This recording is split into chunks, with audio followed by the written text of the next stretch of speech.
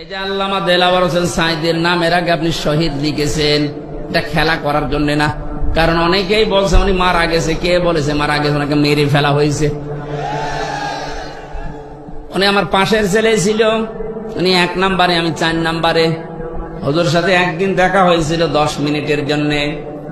যেদিন ওনারে নিয়ে যায় আমি তো ওই সময় জানি না উনি মারা গেছে। পরের দিন সংবাদ পেলাম। পাশাপাশি জেলে, কিন্তু সংবাদের কোনো মাধ্যম নেই, কেউ বলেও না যে উনি মারা গেছে। পরের দিন পেপার আসলো, দেখলাম উনি মারা গেছে। পরবর্তীতে বাইরে আসার পরে যে ভিডিওগুলো দেখলাম, ওনাকে যখন নামায় গাড়ি থেকে যে একটা হাসি দিয়েছিল,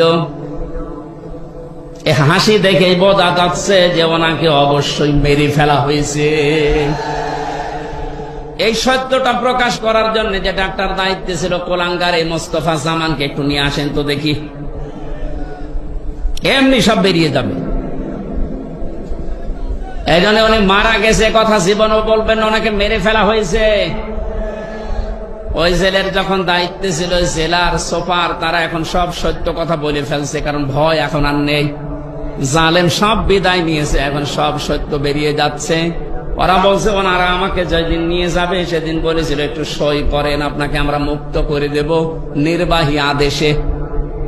এ কথা শোনার পর একটা হাসি দিয়েছিল যে না জানি এতদিন পরে আমার পরিবারের তো লোক, আমার অনুসারী যারা, আমার কলিগ যারা, আমার সাথে যারা ইসলামী আন্দোলন করে, অন্তত তাদের সাথে আমার দেখা হবে, এই জন্য তিনি হাসি দিয়েছিলেন। এই মিথ্যা কথা বলে সই করিয়ে নিয়ে বের করে সে ইনজেকশন পোষ করে মেরে ফেলিস। নবীজি জানিয়েছেন, কেউ যদি পাহাড় থেকে পড়ে মরে যায় ও শহীদ, কেউ যদি পানিতে ডুবে মরে যায় ও শহীদ, কেউ যদি আগুনে পুড়ে মারা যায় ও শহীদ। বানালাম, শোনেননি কোনদিন? আগুনে পুড়ে মরে গেলে যদি শহীদ হয়, অ্যাক্সিডেন্টে মারা গেলে যদি শহীদ হয়, তাকে একেবারে সরাসরি আপনি মেরে ফেললেন,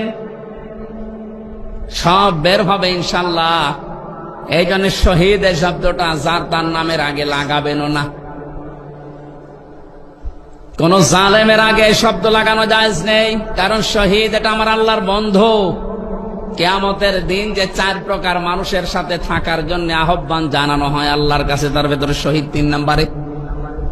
আমাইয়াতিল্লাহ ওয়ার রাসূল ফাউলাইকা মাআল্লাযীনা আন'আমাল্লাহু আলাইহিম মিনান নাবিয়্যিনা ওয়াস-সিদ্দীকিনা ওয়াশ-শুহাদা'i ওয়াস-সালিহিন।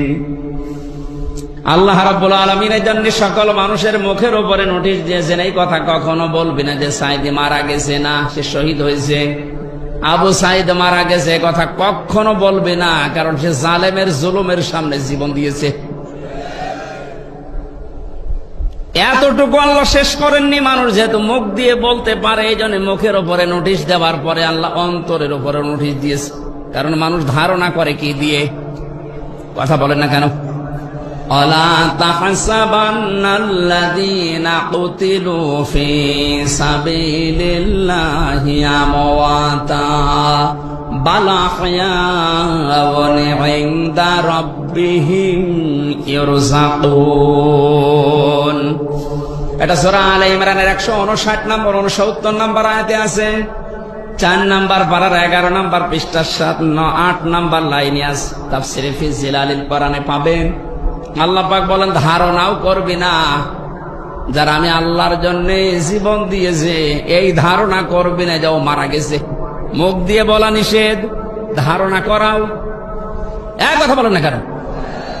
ধারণা করবি না কেন? বালা হয়াউন, বরং তারা জীবিত, জিন্দা, ইনদা রাব্বিহিম ইরযাকুন, তারা তবে রবের কাছে রিজিক পাচ্ছে। ও যশোরবাসী, মানুষ ঘুমিয়ে থাকলে খাওয়া লাগে, বলেন না কেন?